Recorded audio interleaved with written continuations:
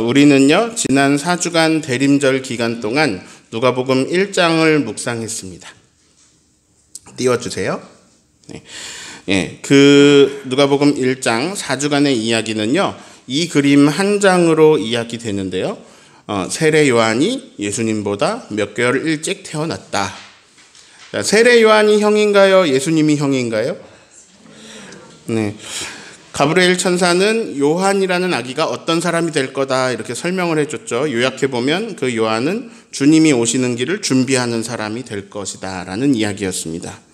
요한이 예수님보다 조금 형으로 태어나서 조금 더 일찍 커서 예수님의 길을 예비할 것이다 라는 이야기죠. 자, 성서 일과 말씀이 누가복음 1장을 이렇게 계속 4주간 지속되어 오다가 갑자기 요한복음 1장 6절로 건너뛰는데요. 이 요한복음 1장 6절도 세례 요한에 대한 말씀입니다. 같이 읽어볼까요? 하나님께로부터 보내심을 받은 사람이 있으니 그의 이름은 요한이라. 자, 요한복음은 세례 요한이 하나님에게로부터 보내심을 받은 사람이다 라고 알려줍니다. 우리는 지난 4주간 세례 요한이 하나님께로부터 보내심을 받은 사람이라는 걸 확인했죠. 그가 왜 하나님께 보내심을 받았는지도 나오는데요. 7절을 읽습니다. 그가 증언하러 왔으니 곧 빛에 대하여 증언하고 모든 사람이 자기로 말미암아 믿게 하려 함이라. 자, 이 말씀 보시면서 대답해 보실까요? 그가 뭐 하러 왔습니까? 증언하러 왔다. 무엇을 증언해요? 빛에 대해서. 왜? 자기가 증언을 해가지고 모든 사람이 그 빛에 대해서 믿게 하려고. 자, 8절을 읽습니다. 그는 이 빛이 아니요 이 빛에 대하여 증언하라 온 자라. 자, 세례 요한이 빛인가요? 아닙니다. 빛이 아니고 빛에 대하여 증언하라고 하나님으로부터 보내심을 받은 사람이라는 거예요. 자, 이 빛이 누구를 말씀하시는지 아시겠죠? 예, 바로 우리 가운데 오신 예수님입니다. 자, 다시 물어볼게요. 세례 요한이 형이에요? 예수님이 형이에요? 자, 세례 요한이 형이죠. 세례 요한이 조금 먼저 태어나서 사람들이 예수님을 믿을 수 있게 증언하도록 하나님께로부터 보내심을 받았다는 말씀이잖아요. 근데 세례 요한이 이런 말을 합니다. 15절을 읽습니다. 요한이 그에 대하여 증언하여 외쳐 이르되 내가 전에 말하기를 뒤에 오시는 이가 나보다 앞선 것은 나보다 먼저 계심이라 한 것이 이 사람을 가리킴이라 하니라. 자, 세례 요한보다 먼저 계셨다고요? 자, 4주간 말씀 속에서 분명히 마리아가 엘리사벳보다 임신도 늦게 하고요. 출산도 늦게 했잖아요. 아까 세례 요한은 빛이 아니고 빛을 증언하는 사람이라고 했죠? 그 빛에 대한 설명을 조금 더 볼게요. 9절 10절을 읽습니다. 참 빛, 곧 세상에 와서 각 사람에게 비추는 빛이 있었나니 그가 세상에 계셨으며 세상은 그로 말미암아 지은 바 되었으되 세상이 그를 알지 못하였고. 자, 여기서 예수님이 동생인데 왜 세례 요한보다 먼저 계신 분인 것이 설명됩니다. 자, 그 참 빛이신 그분은 빨간색 세상에 계셨으며. 자, 그분은 없던 분이 새로 이렇게 짠 생겨난 것이 아니라 세상에 이미 계셨고요. 그뿐만 아니라 파란색 세상은 그로 말미암아 지은 바 되었으되. 자, 세상에 그 빛이라는 분이 지음을 받은 게 아니라 그 빛이라는 분으로 말미암아 세상이 지어졌다는 말이에요. 즉, 그 빛이라 불리는 분은 세상이 지음받기도 전부터 계신 분이라는 거예요. 세상이 지음받기 전부터 계셨으며 그분으로 인해서 세상이 지음을 받았대요. 자, 세상을 지으신 분을 우리가 창조주라고 부릅니다. 창조주는 누구시죠? 사도신경 처음에 어떻게 시작해요? 전능하사 천지를 만드신, 온 세상을 만드신 하나님 아버지를 내가 믿사오며. 예, 창조주 하나님이잖아요. 그럼 논리적으로 이렇게밖에 설명이 안 됩니다. 하나님이 예수님이다. 예수님이 하나님이다. 자, 하나님이 사람을 창조하셨죠? 사람이 하나님을 창조했나요? 아니죠. 하나님이 사람을 창조하셨죠. 그러면 이제 사람은 피조물이죠. 근데 예수님은 사람입니다. 그러면 예수님은 피조물이죠. 근데 세례 요한이 이상한 말을 하고 있어요. 피조물인 사람을 보고 창조주래요. 그리고 분명 자기보다 동생인데 그분이 자기보다 먼저 계셨다고 이상한 말을 해요. 이 괴상한 이야기를 제일 잘 설명한 것이 14절입니다. 같이 읽겠습니다. 말씀이 육신이 되어 우리 가운데 거하심에 우리가 그의 영광을 보니 아버지의 독생자의 영광이요 은혜와 진리가 충만하더라. 자, 저 말씀이 육신이 됐다. 말씀은 이제 우리말 번역이고요. 로고스라고 했죠. 이 로고스의 개념은 서양 철학을 아주 깊이 있게 공부해야 조금 잡힐까 말까 한데 아무튼 저는 그냥 여기서 그냥 하나님이라고 하겠습니다. 그러면 이렇게 됩니다. 하나님이 육신이 되어 우리 가운데 거하셨다. 저는 어젯밤에 이 교회 본당을 뺑글뺑글 걸으면서 이 말씀을 묵상했어요. 하나님이 육신이 되셨다. 하나님이 육신이 되셨다. 하나님이 육신이 되셨다. 우선 그게 생각나더라고요. 올해 저에게 생긴 변화가 있는데요. 이 강대상 이 앞에서 저 뒤에 TV를 보면 글씨가 살짝 두 개로 보입니다. 이게 올해 저에게 생긴 변화예요. 제 아내가 요즘 이런 말을 해요. 단어가 생각이 잘 안 난대요. 누군지 이름도 생각이 안 나고. 제가 이렇게 여기 뺑글뺑글 걷는데 제 거울이 있어가지고 이렇게 제가 걷는 모습이 비춰지는데 이렇게 뒤뚱뒤뚱 이게 왜 이렇게 우스꽝스러운지 제가 이제 제철 꽃게도 아닌데 막 살이 오르거든요. 이런 육신이 되셨다고? 하나님이? 막 빙글빙글 돌면서 하나님이 육신이 되셨다. 근데 이런 육신이 되셨다고? 이게 이 이야기가 너무 말이 안 돼서요. 그래서 오래전부터 사실 이 이야기는 사람들에게 받아들여지지 않았습니다. 어떻게 하나님이 사람이 돼? 이거 받아들여지진 않았어요. 그래서 교회 역사를 보면요. 하나님이 육신으로 오셨다는 것을 받아들이지 않는 사람들이 많이 있습니다. 지금도 있고요. 대대로 있었어요. 별의별 이야기가 다 있습니다. 예수님은 육신처럼 보였지만 환영이었다, 사실. 그런 얘기도 있고요. 예수님이 걸어 다니신 것처럼 보였지만 사실 살짝 1cm 떠서 허공을 날아다닌 것이다. 라는 별의별 이야기가 다 있습니다. 별의별 이단이 다 있어요. 네. 궁금하면 변 목사님한테 가서 물어보세요. 네. 그런 사람들이 다 있어요. 그만큼 사람들은 이걸 인정할 수가 없었습니다. 하나님이 육신이 될 수는 없어. 특히 1세기 사람들은요, 육체를 더러운 것으로 생각하는 경향이 있었어요. 거룩하신 하나님이 더러운 육체가 되셨다고? 아니야, 그런 일은 일어날 수 없어. 하나님이 인간이 되셨다. 하나님이 인간이 되셨다. 이걸 묵상하는데, 그럼 이거 하나님이 나같이 되셨다는 말인데, 제가 아무리 저를 봐도 하나님스러운 부분이 없는 거예요. 아니, 제가 전능해서 별을 만들겠습니까? 제가 전능해서 바다를 만들겠습니까? 저는 사과 한 개도 못 만들어내는데요. 저는 5시간만 못 먹으면 배고파서 아무것도 못하고 하루만 잠을 안 자도 아무것도 못하는 사람인데요. 배탈 나면 하루 종일 화장실에만 살아야 되는 사람인데 우리가요. 심장이 잠깐 멈추면 죽는 사람들인데요. 온도가 영하 10도만 돼도 얼어 죽는 사람인데요. 이 엄청나게 광활한 우주 공간이요. 온도가 영하 300도입니다. 그 정도 돼요.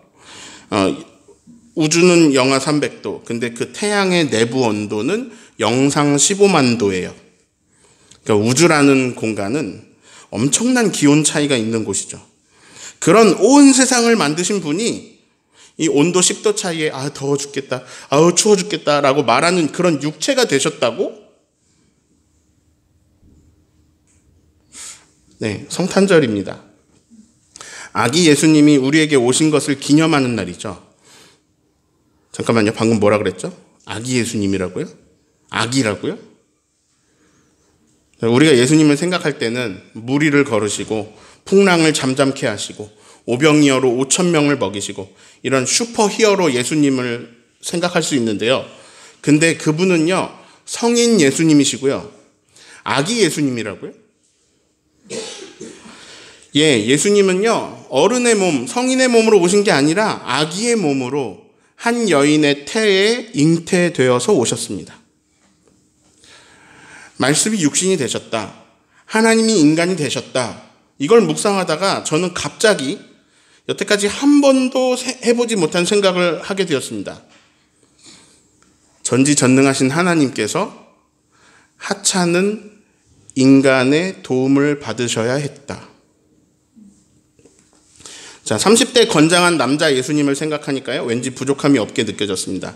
인간의 한계는 너무도 명확하지만, 너무 크지만, 그래도 이제 사람들 사이에서는 힘이 가장 강한 몸이잖아요. 전지전능한 하나님께서 이 인간의 나약한 몸을 가지신다는 것 자체가 어이없긴 하지만, 그래도 어린이나 노인들, 여성에게 없는 강한 힘을 가진 몸이잖아요. 뭐든지 막 다 해낼 수 있을 것 같은 느낌이고요. 근데 제가 어제 무심코 했던 말 한마디가 오늘 성탄절의 증언이 되었어요. 주영광교회에 저의 자리를 노리는 사람이 있는 거 아세요? 저의 자리를 노리고 있는 사람이 있습니다. 누굴까요? 그 사람이 누군지 사진을 보시겠습니다. 제가 현재 주영광교회 드러머인데요. 도윤이하고 스리가 드럼에 관심이 많습니다. 예. 어제도 스리가 여기 드럼에 와가지고 스틱을 잡았는데 제가 스리에게 했던 말 한마디가 저의 묵상이 되었어요. 제가 스리에게 이렇게 말했습니다. 스라, 너보다 더 동생인 건율이가 자니까 지금은 드럼 치지 말자. 이렇게 얘기했어요. 자, 스리는 애기예요. 아장아장 드럼에 걸어오면 얼마나 귀여운지 몰라요. 근데 애기 스리도 보호해야 할 사람이 생긴 거예요. 왜냐하면 더 애기 건율이가 왔거든요. 자, 이 사진에는 2명의 건율이 있습니다. 변건율 목사님, 문건율 어린이. 네. 자, 이 사진은 지용이가 스리에게 국수를 먹여주는 사진입니다. 우리 지용이가 훌륭하죠? 자, 이 사진은요, 아이들이 스리 국수 먹는 거를 도와주는 사진입니다. 예은이도 도움을 받아야 하는 시기인데요. 지용이도 도움을 받아야 하는 시기인데요. 민유도 도움을 받아야 하는 시기인데요. 근데 이 아이들이 스리를 돕고 있습니다. 왜냐? 스리가 더 애기니까요. 근데 그런 스리가 배려해주고 도움을 주어야 할 더 애기 건율이가 새근새근 잠이 든 거예요. 근데 그래도 건율이가 이만큼 크기까지, 교회 오기까지 엄마, 아빠, 할머니, 할아버지 번갈아 가면서 잠 못 잤을걸요? 그 시간들이 상당히 힘드셨을걸요, 육체적으로? 왜냐? 옆에서 계속 도와주고 보살펴 주어야 하니까요. 예수님은 건율이보다 더 아기로 오셨다. 자, 어젯밤에 제가 말씀이 육신이 되셨다, 하나님이 사람이 되셨다를 묵상하다가 더 깜짝 놀랐습니다. 하나님이 아기가 되셨다. 그래서 또 돌면서 하나님이 아기가 되셨다, 하나님이 아기가 되셨다, 하나님이 아기가 되셨다. 그래서 하나님은 이 나약한 이 사람들에게 도움을 받으셔야 했다. 이거 하나님한테 굉장히 치욕적인 일 아닐까요? 성육신, 인카네이션, 성육신, 이 성육신을 묵상할 때마다 저는 이런 말도 안 되는 일이 일어난 것을 설명할 수 있는 단어가 없다고 생각했습니다. 하나님이 사람이 되셨다고? 고양이 키우시는 분들 많이 있습니다. 사랑을 막 쏟아주어 주시는 분들 많습니다. 집사님이죠. 네, 그렇게 사랑하시니까 당신이 고양이가 되어서 고양이 옆에서 있어주세요 라고 하면 어떨까요? 네, 그럴게요. 제가 고양이가 될게요 하는 분이 계실 수 있습니다. 많이 좋아하시거든요. 근데 실제로 고양이가 된다라고 하면 갑자기 거절하실 거예요. 이건 아닌 것 같아요. 내가 고양이하고 친구가 되기 위해 내가 쥐 잡아먹고 음식물 쓰레기 뒤지면서 살 수는 없잖아요. 금붕어를 사랑하시니 금붕어가 돼서 저 좁은 어항에서 평생 사세요. 이거보다 더 심한 게 이 광활한 우주의 주인께서 요 코딱지만 지구의 우주의 먼지보다 작은 지구에 사세요. 이것도 웃기는 일이거든요. 벌레 키우는 분들 계시더라고요. 벌레의 진정한 가족이 되어주시기 위해서 벌레가 되세요 라고 하면 이걸 받아들이고 그래요, 제가 벌레가 될게요 하실 분이 계실까요? 근데요, 하나님과 인간의 사이의 격차는 인간과 벌레 사이의 격차보다 큽니다. 자, 인간이 벌레가 되긴 싫거든요. 고등한 존재는 하등한 존재가 될 수 없어요. 자, 고등한 존재가 하등한 존재를 도울 수는 있어요. 그러나 고등한 존재가 하등한 존재가 될 수는 없어요. 근데 온 세상 창조주께서 인간이 되셨대요. 이건 너무 말도 안 되고요. 이런 일은 우리가 알고 있는 세계에서 이거 설명할 단어가 없습니다. 그래, 그나마 우린 이걸 이렇게 부릅니다. 은혜. 근데 하나님이 인간이 되셨다. 이거보다 더 말도 안 되는 일이었더라고요. 이 성탄이라는 사건이. 하나님이 아기가 되셨다. 하나님께서 하찮은 인간들의 도움으로 살아가게 되셨다는 건데요. 자, 만약에 우리가 벌레가 된다고 쳐요. 근데 벌레 중에서 애기 벌레가 돼가지고 아무것도 못하고 벌레가 물어오는 먹이를 먹으면서 벌레의 보호를 받으면서 살아가야 한다고 해보세요. 여러분 애기 벌레 되실 겁니까? 사랑 하나만으로? 그런데 하나님은 그것보다 더 큰 격차를 무시하고 단지 사랑 하나만으로 지극히 높으신 하나님께서 낮고 낮은 인간이 되시는데요. 근데 그런 인간의 도움으로만 살아갈 수 있는 인간 중에서도 가장 약한 아기가 되십니다. 아니, 왜 이렇게까지 하셔야 했나? 저는 그 이유를 14절에서 찾았습니다. 자, 빨간색에서 그 이유를 발견해 보실까요? 우리 가운데 거하시기 위해서. 더 쉽게 말하면 우리랑 같이 있기 위해서. 선교사님들 중에서 이제 자신의 인생을 바쳐서 개발도상국 가서 선교하시는 분들 계십니다. 뭐 아프리카나 인도, 뭐 필리핀, 태국 이런 나라 선교사님들은요 정말 고생하세요. 아직 전기도 안 들어오고 화장실도 없고 그런 오지에서 선교하시는 분들도 계십니다. 그런데 선교사님 집에 전기가 안 들어오거나 화장실이 없거나 하진 않아요. 한국 선교사님들이 정말 문명이 거의 없는 곳에서 살기는 힘들어요. 예. 저는 선교사님들이 오지에서 원주민들하고 똑같이 살아야 한다고 생각하지 않습니다. 그건요 한국 선교사님들이 할 수 있는 게 아니에요. 그리고 예를 들어 선교사님은 사명감에 사신다고 해도 선교사님 가족들은 무슨 죄예요? 그러니까 최소한의 문명은 있어야죠. 최소한 수세식 화장실 정도는 좀 갖춰야죠. 네. 자, 한국 하면 전 세계가 테크놀로지, 기술 막 이런 걸 떠올립니다. 한국에서 살다가 전기도 없고 화장실도 없는 오지에 가서 살 수 있으세요? 자, 오지에서 살다 오지에는 살 수 있습니다. 근데 택배가 5시간 만에 오고 배달 음식이 20분 만에 오는 한국 사회에 살다가 그러다 오지에 가서 사는 건 정말 힘든 일이에요. 자, 생명을 내어놓고 사명감으로 사시는 선교사님들도 원주민 사이에서 원주민과 똑같이 살기는 어려워요. 그걸 요구해서도 안 되고요, 선교사님들한테. 근데 사람이 사람 사이에 사람 가운데 들어가 사는 것도 굉장히 어려운 말이라는 말입니다. 그런데 여러분 벌레 사이에 가서 벌레가 돼서 벌레의 도움을 받으면서 살 수 있겠어요?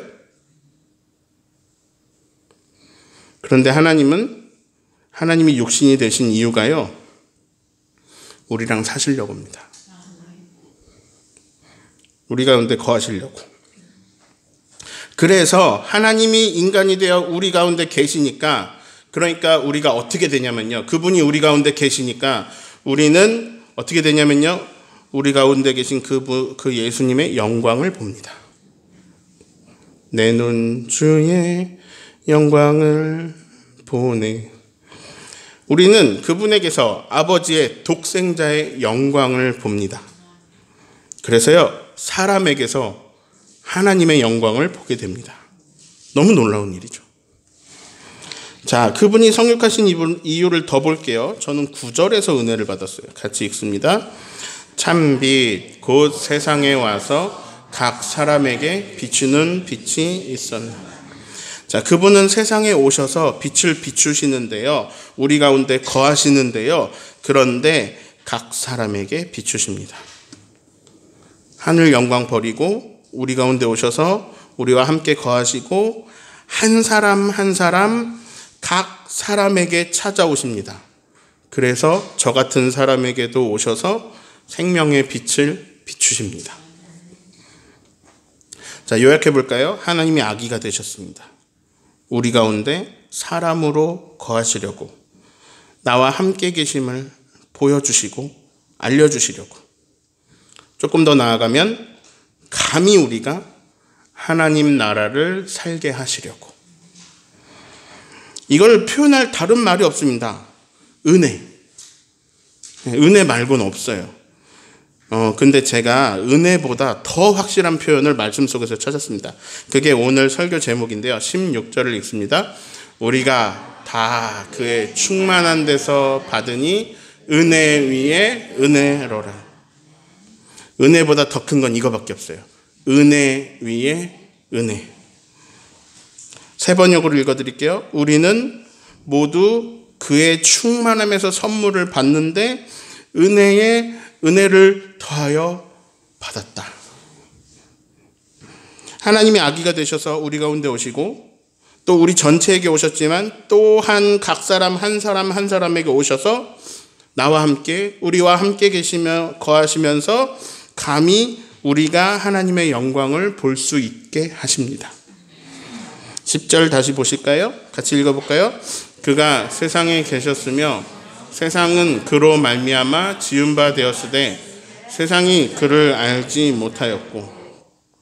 너무 말이 안 되는 일이죠. 갈 곳 없어서 말 밥그릇에 누워있는 어떤 한 힘없는 아기로 인해서 온 세상이 존재한다니요. 그분이 창조주시라니요. 아니, 저 갈 곳 없어서 저 말밥그릇에 누워있는 저 아기가 창조주라고요? 세상은 그를 알지 못합니다. 그런데 우리는 이제 압니다. 그 구유에 누이신 아기가 나에게 오셔서 나와 함께 거하시는 하나님이라는 걸요. 이 일을 설명할 길이 없어서 우리가 은혜 위에 은혜라고 부를 수밖에 없다는 것을요. 우린 이제 압니다. 영원토록 이 은혜 위에 은혜로 살아가시기를 예수님의 이름으로 축원합니다.